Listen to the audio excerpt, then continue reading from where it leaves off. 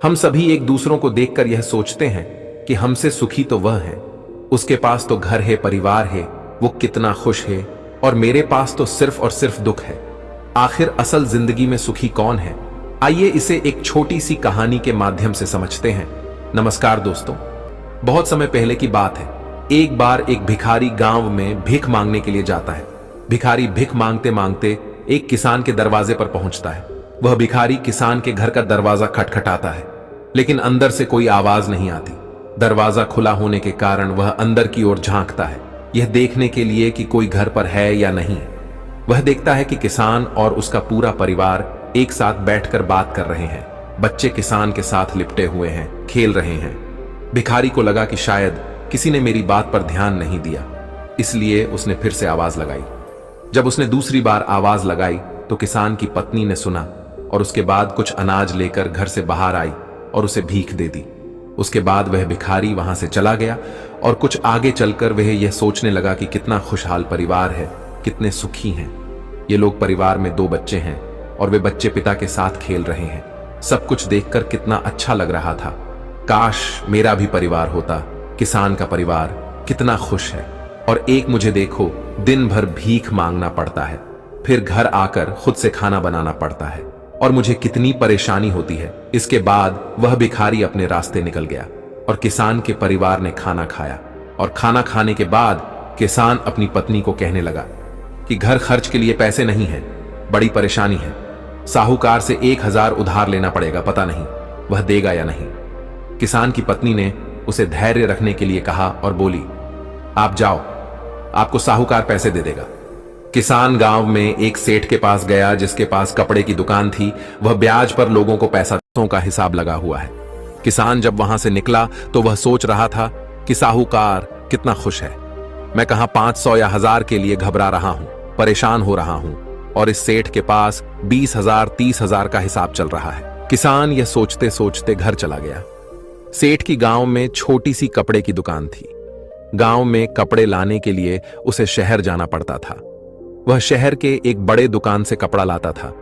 अगले दिन वह सेठ शहर पहुंचा और वहां जो बड़े दुकान के सेठ जी थे उनसे मुलाकात की और उनसे सेठ से कहा कि कपड़ा खरीदना है। बड़े सेठ के पास उसका एक कर्मचारी संदेश आ रहा था कि 1 लाख का फायदा हो गया, 2 लाख का फायदा हो गया, कोलकाता में माल पहुंच गया है, मुंबई में हो गया। ये सब उसको वहां देखने को मिला। जब गांव का सेठ वहां से निकला तो वह सोचने लगा कि हम अपने आप को इस गांव का सबसे बड़ा सेठ मानकर बैठे हैं और 5,000 10,000 में खेल रहे हैं। यहां तो लाखों का फायदा हो रहा है। ये सोचते सोचते वह सेठ कपड़े लेकर अपने गांव के लिए रवाना हो गया। इसके बाद बड़े सेठ शहर वाला सेठ के पास उनका नौकर आया और बोला, एक उतार आया है मालिक, 7 लाख का घाटा हो गया है। सेठ जी का दिमाग ठनक गया। तभी दूसरा नौकर आया और बोला, आज आपको दावत में जाना है। अपने जो राय बहादुर साहब हैं उनके यहां दावत है। लॉर्ड साहब आने वाले हैं, आप तैयार हो जाइए। हमने मोटर गाड़ी लगा दी है। सेठ जी दुखी मन से तैयार हुए और गाड़ी में बैठ गए। और कुछ देर के बाद सेठ जी राय बहादुर के घर पहुंच गए। वहां दावत सजी हुई थी। बड़े बड़े सेठ आए हुए थे। सेठ जी के लिए तो बैठने तक की जगह नहीं थी। जैसे तैसे इनको कुर्सी मिली। उसके बाद सेठ जी देखने लगे कि कमिश्नर आ रहा है, कलेक्टर आ रहा है, बड़े बड़े अधिकारी साहब आकर मिल रहे हैं। ये सब नजारा देखकर सेठ जी सोचने लगे कि कहां मैं अपने आप को सेठ मान कर बैठा हूं और कितना खुश हो रहा हूं। सबसे ज्यादा तो सुखी ये हैं। इनके पास बड़े बड़े अधिकारी आते हैं, चाय पीते हैं, हाथ मिलाते हैं, जलवा तो इनका है। इसके बाद सेठ जी राय बहादुर से मिले और उन्हें तोहफा दिया, खाना खाया और अपने घर के लिए रवाना हो गए। राय बहादुर साहब के यहां दावत खत्म हो चुकी थी और इनका सर दर्द होने लगा, क्योंकि इन्हें दिन भर से चिंता थी कि दावत कैसी होगी। जाकर कमरे में लेट गए। नौकर आकर इनकी सेवा करने लगे। जब सर दर्द बढ़ गया तो डॉक्टर बुलाया गया। तभी राय बहादुर साहब के पास एक संदेश आया जिससे मालूम चला कि व्यापार में घाटा हो गया है। अब उनका सर दर्द और भी बढ़ गया। राय बहादुर ने अपने नौकरों से कहा, क्या जिंदगी है, बड़े बड़े अधिकारी को चाय पिलानी पड़ती है, पार्टी रखनी पड़ती है, वह सब करते हैं, इसीलिए हमें भी दावत रखनी पड़ती है, वरना कौन इतना सरदर्द मोल ले। तभी उन्होंने देखा कि खिड़की से एक भिखारी जा रहा था जो अपने हाथ में डंडा लेकर गाना गा रहा था। राय बहादुर साहब ने नौकरों से कहा, देखो, जिंदगी में खुश तो ये है, सुखी तो ये है, इसको कोई चिंता नहीं है, ना घाटे की ना फायदे की। यह वही भिखारी था जो किसान को सुखी मानता था, खुश मानता था। दोस्तों, हर इंसान खुश तो है, लेकिन वह अपने से धनवान व्यक्ति को देखकर दुखी हो जाता है और उसे लगता है कि सिर्फ धनवान व्यक्ति ही खुश और सुखी है। लेकिन धनवान होने के अर्थ यह नहीं कि वह व्यक्ति सुखी भी है। अगर आप जीवन में खुश और सुखी रहना चाहते हैं तो अपने से धनवान की ओर ना देखें, क्योंकि हो सकता है जो जीवन आप जी रहे हो वैसा जीवन पाने के लिए भी कुछ लोग तरस रहे हो। दोस्तों, दूसरी शिख जो हमें इस कहानी से लेनी चाहिए, जो हमें अपने आप से रूबरू करवाती है और हमारी असलियत दिखाती है कि हम जैसे हैं वैसे ही अच्छे हैं। एक छोटे से गांव में एक व्यक्ति रहता था जो पहाड़ से पत्थर तोड़ने का काम करता था। उस व्यक्ति को अपनी जिंदगी से कोई शिकायत नहीं थी। पूरे मेहनत और लगन से दिन भर काम करता और शाम को काम खत्म होने के बाद जो भी पैसा मिलता उसे लेकर अपने घर आता और अपने परिवार वालों के साथ कुछ समय व्यतीत करता था और फिर चैन से सो जाता था। ऐसा करते हुए उसे कई साल बीत गए थे। हर दिन की तरह वह अपना काम खत्म करके घर वापस जा रहा था। रास्ते में चलते चलते उसके मन में एक ख्याल आया कि यह भी कोई जिंदगी है। मैं सुबह से शाम तक पत्थर तोड़ने का काम करता हूं और शाम में मुझे थोड़े से पैसे मिलते हैं, जिससे मुश्किल से मेरे और मेरे परिवार का गुजारा हो पाता है। शायद आज मुझे कहीं से कुछ ऐसी शक्ति मिल जाए जिससे मैं जो चाहूं वह पूरा हो जाए। वह घर गया, खाना खाया, लेकिन उसका ध्यान खाने की ओर नहीं था। उसके दिमाग में बस एक ही ख्याल था कि काश मुझे कोई ऐसी अलौकिक शक्ति मिल जाए जिससे मैं जो चाहूं हासिल कर सकूं। वह इस बात को सोचते सोचते सो गया। फिर नींद आने के बाद उसे एक सपना आया। सपने में उसने देखा कि वह रोज की तरह अपना काम खत्म करके घर लौट रहा था। तभी रास्ते में उसे एक बहुत बड़ा घर दिखा। तभी उसके मन में विचार आया, काश यह घर मेरा होता और मैं इसका मालिक होता। और उसका इतना सोचते ही वह उस घर का मालिक बन गया। उसको यकीन ही नहीं हो रहा था कि उसने जो सोचा वह पूरा हो गया। लेकिन उसकी खुशी अधिक देर तक नहीं टिक पाई। अचानक से एक शोर सुनाई दिया। उसने देखा कि उसके घर के बाहर से एक रैली निकल रही है, जिसमें बीचों बीच एक राजनीतिज्ञ है। उसे देखकर वहां खड़े लोग उसके नाम के नारे लगा रहे थे और सब उसको देखने के लिए तड़प रहे थे। तब उसको यह एहसास हुआ कि मैं कितना छोटा हूं, मेरा तो कोई अस्तित्व ही नहीं है इस राजनेता के समक्ष। काश मैं एक राजनेता होता और मेरे पास इतनी क्षमता होती। उसके इतना सोचने की देर थी कि वह राजनेता बन गया। उसके खुशी का ठिकाना नहीं रहा, क्योंकि उसके पास हजारों लोगों की भीड़ थी और सब उसको देखने के लिए तरस रहे थे। लेकिन उसकी यह खुशी भी ज्यादा देर भी टिक नहीं पाई, क्योंकि धूप बहुत ही तेज थी और उस राजनेता को इतनी धूप में खड़े रहने की आदत नहीं थी। उसे चक्कर आया और वह बेहोश हो गया। फिर उसे एहसास हुआ कि यह राजनेता सबसे ताकतवर नहीं है, ये जो सूरज है ये सबसे ताकतवर है। उसके मन में आया कि काश मैं सूरज होता, मेरे आगे कोई टिक नहीं पाता। उसको इतना सोचने की देर थी और वह सूरज बन गया। वह खुशी से पागल हो गया। पूरी दुनिया को यही रोशन कर रहा था। दुनिया में ऐसा कोई इंसान नहीं था जो उसकी रोशनी को रोक सके।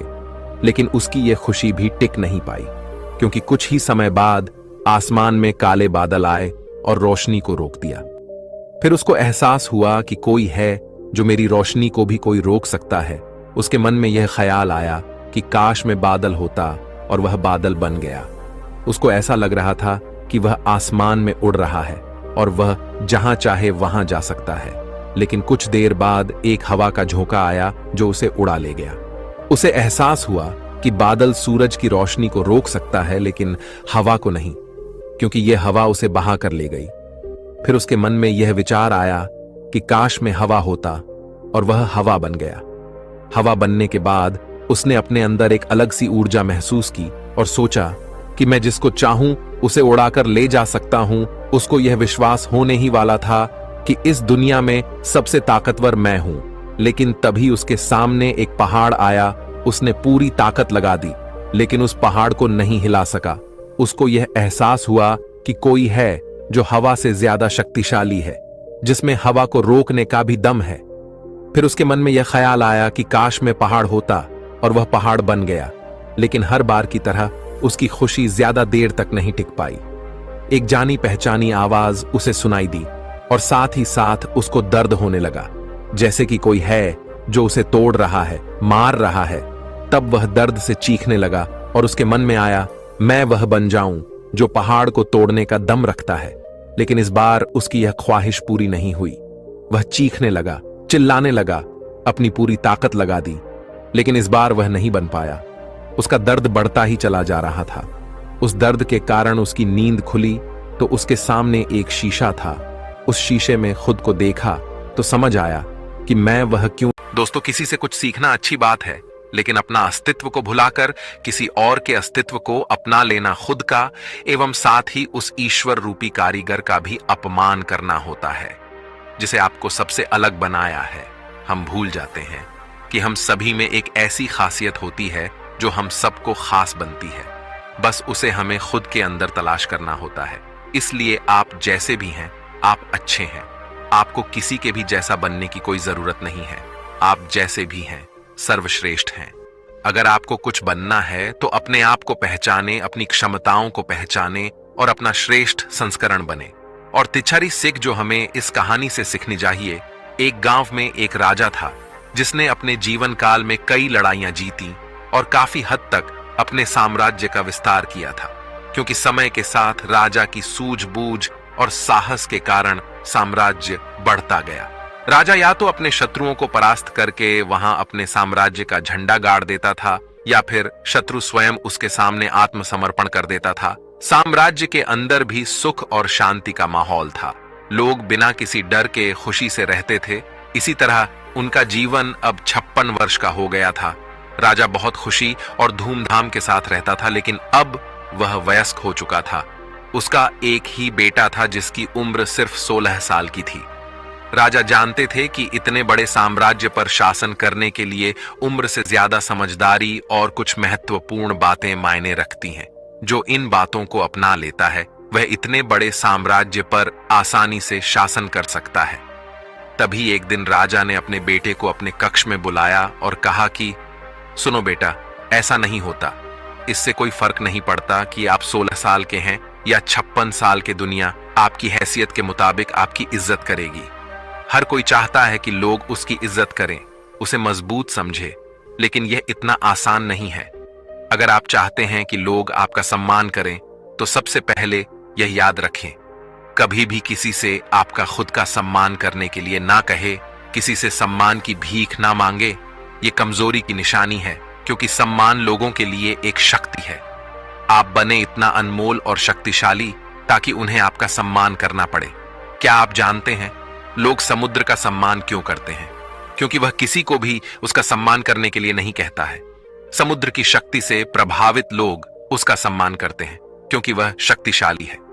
लोगों के मन में समुद्र के प्रति सम्मान के अलावा आपके पास उस तरह की ताकत बनने का कोई और तरीका नहीं है ताकि लोगों को किसी भी स्थिति में आपका सम्मान करना पड़े।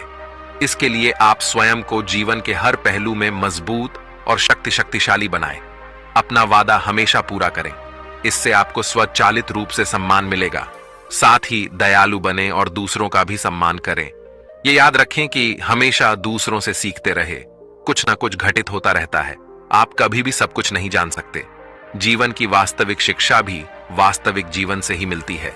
युवावस्था में आप जितनी अधिक चुनौतियों का सामना करेंगे, आप उतने ही अधिक मजबूत बनेंगे। आने वाले समय में आप और अधिक प्रगति करेंगे। ये जीवन का वह समय है जहां आपको लड़कियों के प्यार में नहीं पड़ना है, बल्कि खुद को मजबूत बनाने पर ध्यान केंद्रित करना है।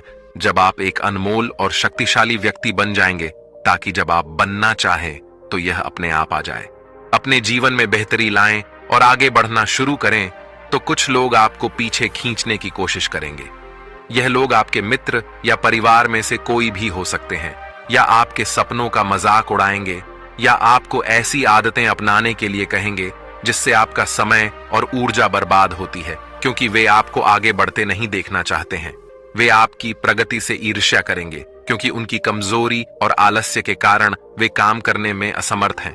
वह नहीं चाहते कि आप ऐसा कर सकें।